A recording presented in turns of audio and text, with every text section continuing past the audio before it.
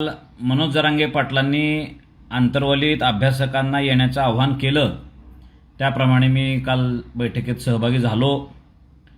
बैठकीला जाण्याच्या पूर्वी आंतरवलीत जरांगे पाटलांच्या आजूबाजूला फिरणाऱ्या बऱ्याच लोकांनी मला फोन केला होता की तुम्ही येऊ नका आणि इथं तुमच्या विरोधात काही लोक बोलणार आहेत, गोंधळ घालणार आहेत, तुम्हाला बदनाम करण्यासाठी काहीतरी अंगावर येतील, तुम्ही नाही आलेलं बरं आहे.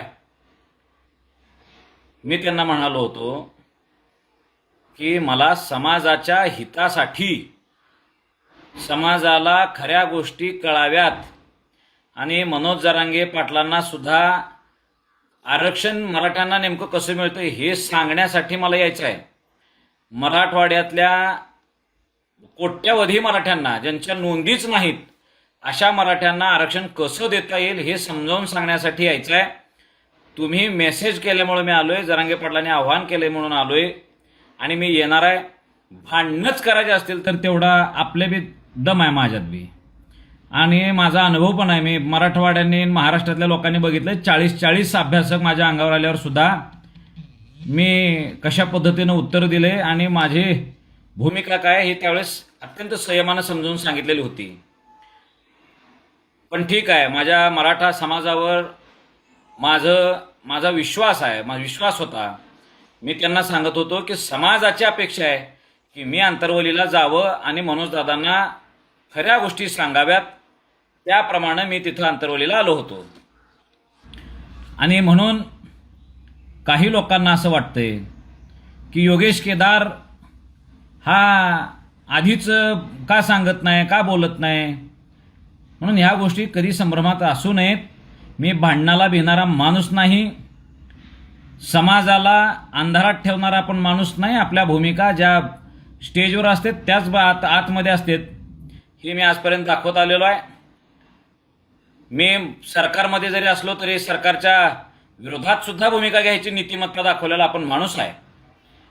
त्यामुळं मराठा समाज बांधवांचा माझ्यावर विश्वास जो होता तो काल सार्थ ठरला. माझं लोकांनी आंतरवली सुद्धा अत्यंत उत्साहानं स्वागत केलं आणि मी ज्या काही गोष्टी सांगितल्या त्या गोष्टी ऐकून महाराष्ट्रातल्या मराठा समाजानं शेकडोंच्या संख्येनं मला फोन यायला सुरू झालेले आहेत की दादा बरोबर आहे तुमचं म्हणणं की ज्यांच्या नोंदीच नाहीत अशा मराठ्यांना सध्याच्या GR मधून आरक्षण मिळणार नाही.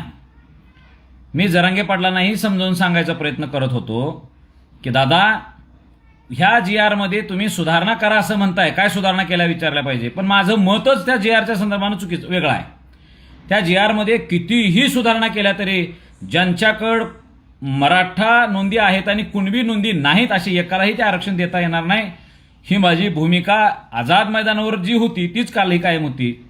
त्यामुळं आणि ते पाटलांनी परत मान्य केलं की ह्या GR नुसार सगळ्या मराठ्यांना आरक्षण देता येणार नाही, सरसकट आरक्षण देता येत नाही. हे काल जरांगे पाटलांनी मान्य केलं. काल मला मनोज जरांगे पाटलांना अजून एक गोष्ट सांगायची होती की हायकोर्टामध्ये केस सुरू आहे. त्या केसमध्ये न्यायमूर्ती घुगे साहेबांच्या समोर अशी चर्चा झाली आहे की मराठा समाजाला सामाजिक आणि शैक्षणिकदृष्ट्या मागास ठरवलेला आहे, तर तुम्ही मराठ्यांना ओबीसीमध्ये का देत नाही, मग मराठ्यांचं म्हणजे ओबीसीचं उपवर्गीकरण करून देता येईल का नाही असा प्रश्न तिथं झाल्यानंतर महाराष्ट्राच्या ॲडव्होकेट जनरल साहेबांनी असे शब्द दिला, अशी ग्वाही दिली की बाबा ठीक आहे, आम्हाला ते करता येतं, राज्याच्या हातात ती गोष्ट आहे. जे मराठा जातीचे लोक आहेत, ज्यांच्या शब्दापुढं मराठा आहे, प्रमाणपत्रावर मराठा आहे, सर्टिफिकेटवर मराठा आहे, खासरा पत्रकावर कधीतरी पूर्ण मराठा आहे, अशा मराठा समाजाला ओबीसीचं आरक्षणाचा लाभ देण्याची संधी निर्माण व्हायला लागलेली आहे. आणि आता म्हणून मनोज जरांगे पाटलांनी जे कुणब्यांसाठी करणं होतं, नोंदींसाठी करणं जेवढं आतापर्यंत भरपूर झालं, आता जे मराठा आहेत ह्या 3 वर्षात पहिल्यांदा आपण मराठा समाजाला न्याय देण्यासाठी आपण पुढे आलं पाहिजे, ही माझी भूमिका होती. काल मी मनोज जरांगे पाटलांना त्यांची त्यांना असं वाटलं की मीडियापुढं मी काही बोलल्यावर मीडिया कॅप्चर होतो किंवा मीडिया न्यूज होते असं ते बोलले. त्यानंतर मी त्यांना म्हणालो की ठीक आहे, मीडियाच्या समोर आपल्याला काही गोष्टी जर बोलता येत नसतील आणि काही बोलू नये, पण आपण दोघंजण आतमध्ये 5 मिनिटासाठी बसू. त्या 5 मिनिटांमध्ये मी तुम्हाला स्ट्रॅटेजी सांगतो, आपलं आरक्षण कसं बसणार आहे, कायदा काय आहे हे सांगायचं माझी भूमिका होती. आणि ज्या लढत असताना काही गोष्टी ह्या जाहीर करायच्या नसतात, पब्लिक करायच्या नसतात. त्या आधीच जर आपण काही समजा सांगितलं तर त्याच्या विरोधात एक यंत्रणा तयार होते. म्हणून मला मीडियाच्या समोर काही बोलायचं नव्हतं, पण जरांगे पाटलांनी त्याचा वेगळा अर्थ काढला. मी आतमध्ये काही भेटणार नाही अशा पद्धतीनं बोलले आणि आज ती क्लिप काहीतरी त्यांची लोक फिरवायला लागलेले आहेत असं दिसते. मला मान्य आहे मी मंत्री नव्हतो राज्याचा किंवा मी मोठा व्यावसायिक असं माणूस आमदार नव्हतो, त्याच्यामुळे त्यांना मला आतमध्ये रूममध्ये बोलायला माझ्याविषयी सोबत त्यांना अडचण असेल. अनेक हॉस्पिटलमध्ये मनोज जरांगे पाटलांना खोलीत बसून मंत्र्यांना बोलायला चालतंय का, अडचण नाही आहे.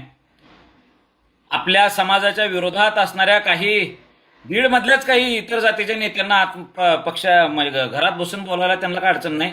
पण एक मराठा समाजाचा एक तळमळीचा कार्यकर्ता म्हणून, एक अभ्यासक म्हणून मला त्यांना काही सांगायचं होतं, गुजगोष्टी करायच्या होत्या. त्याच्यासाठी मात्र जरांगे पाटलांना नव्हतं, असं मी काहीच करणार नव्हतो. बरं, माझ्या हातात काही नव्हतंच.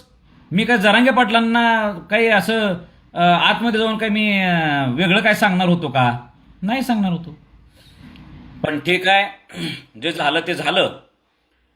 मराठा समाजाच्या एकीसाठी मी नेहमीच अपमान पचवून माझ्या भूमिका मी घेतलेल्या आहेत, यापुढेही मी घेणार आहे.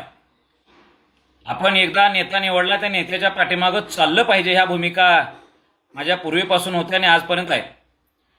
मी मराठा समाजाच्या मानसिकता समजतोय, मराठा समाजाची भावना समजतोय. समाजाला आज मला एकी पाहिजे, एकी असल्यावर आपलं काहीही होऊ शकतंय, आपण काही मिळवू शकतोय, ही मराठा समाजाची भावना आहे आणि माझ्याकडनं ती अपेक्षा जास्त आहे. त्यामुळं मी काही गोष्टी मनाला लावून घेत नाही, पण समाजाच्या हिताच्या काही ज्या गोष्टी असतील त्या मी ठामपणे सांगतो आणि ती नीतिमत्ता माझ्याकडे आहे. काल ज्या पद्धतीनं समाजानं माझ्यावर प्रेम दाखवलं त्यातून एक सिद्ध झाले की समाजाचा माझ्यावर सुद्धा थोडा बहुत विश्वास आहे आणि आपण मराठा समाजाच्या येणाऱ्या पिढ्यांच्या कल्याणासाठी हा लढा जो उभा केला, ह्या लढ्याच्या यशस्वीतेसाठी, सामान्य लोकांनी जिंकलेला लढा टेबलावर हरू नये यासाठी मी माझ्या भूमिका कधी कायम घ्यायला तयार आहे. समाजासाठी मी उपलब्ध आहे. त्यामुळं माझी मराठा समाजाच्या बांधवांना मी आभार मानायचा आहे. मला माझी विनंती आहे की बांधवांनो, माझ्याकडनं बी जर काही चूक झाली असेल, अनावधानानं काय चूक झाली असेल तर मी तुमचं लेकरू आहे.